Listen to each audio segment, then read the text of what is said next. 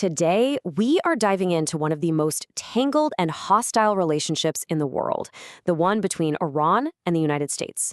It's hard to imagine now, but these two were once close allies. So what happened? How did we get from friends to sworn enemies? Well, that's the story we're going to unpack.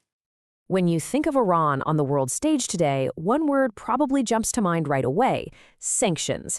For decades, its entire economy has been squeezed by international pressure, with the U.S. really leading the charge. And it's not just economic. Diplomatically, Iran is often pushed to the side, cut off from a lot of the major global powers. You'll hear it called a pariah state in the West, basically an outcast. But, and this is a huge but, here's the paradox. In spite of all that, Iran is an absolute heavyweight in the Middle East. It has massive influence through what we call proxy groups. Think powerful local forces like Hezbollah and Hamas that it funds and arms to fight its battles. So, how do you make sense of that? A country that's both sanctioned and isolated, but at the same time, a dominant regional player.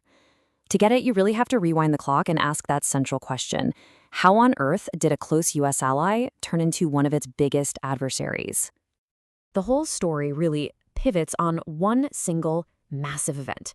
An earthquake that didn't just shake Iran, it completely redrew the political map of the Middle East. And that was the Islamic Revolution in 1979. You see, this revolution changed everything about how Iran was run. The old government, a pro-American monarchy led by a figure known as the Shah, was totally swept away. And what took its place? An Islamic republic. A theocracy, where the top religious leaders have the final say. And here's the most important part. Its entire identity was built on one core idea, being anti-Western and specifically anti-American. But look, a revolution like that, it doesn't just bubble up out of nowhere. What could possibly drive an entire nation to rise up and completely flip its identity on its head?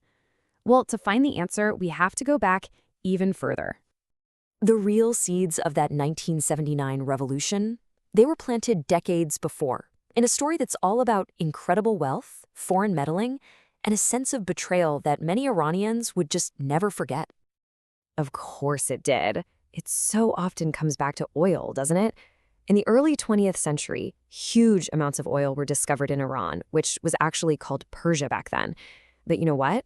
For the Iranian people, this incredible discovery felt more like a curse than a blessing.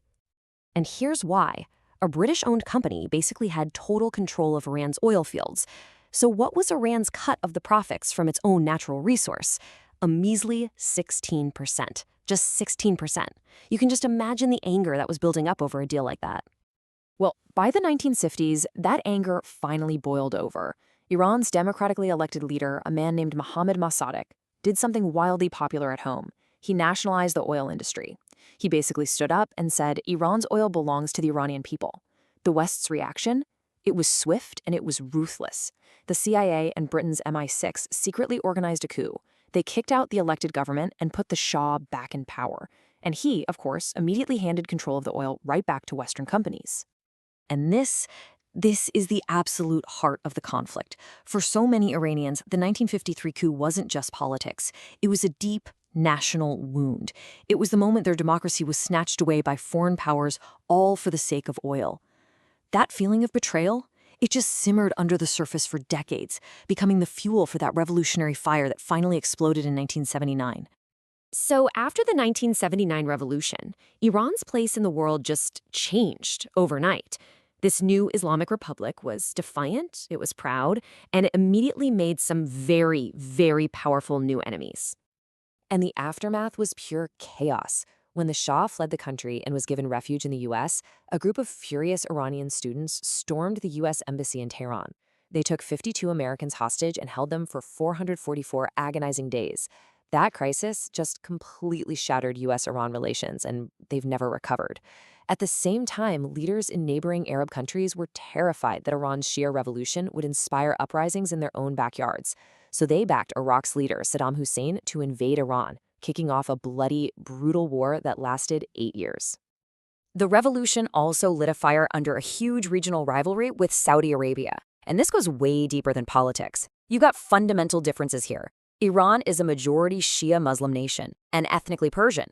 Saudi Arabia, on the other hand, is the heartland of Sunni Islam and is ethnically Arab. Iran's new revolutionary government viewed the US-backed Saudi monarchy as corrupt and illegitimate.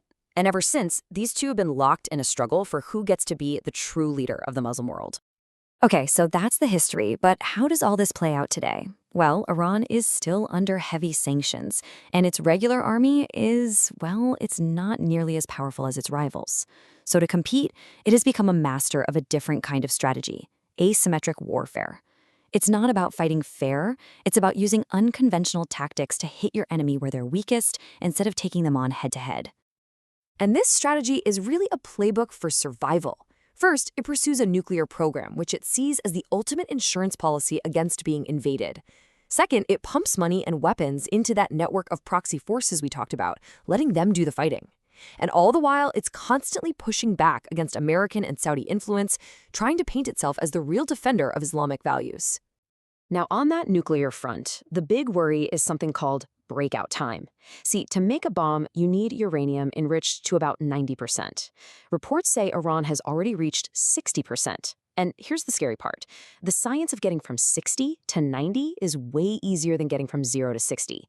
This basically means Iran is standing right on the doorstep of becoming a nuclear power, if and when it decides to cross that line. But maybe its most powerful weapon isn't nuclear at all. It's people. Since Iran can't really afford a direct war with giants like the US, Israel, or Saudi Arabia, it gets other groups to do the fighting for them.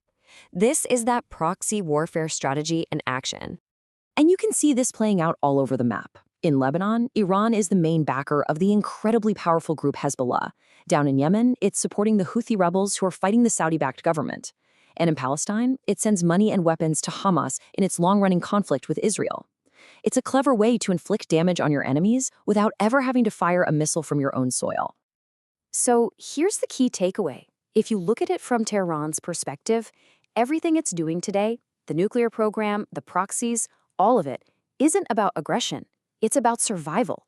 They see it as a continuation of the same fight that started with that coup in 1953, a struggle to be free from foreign control.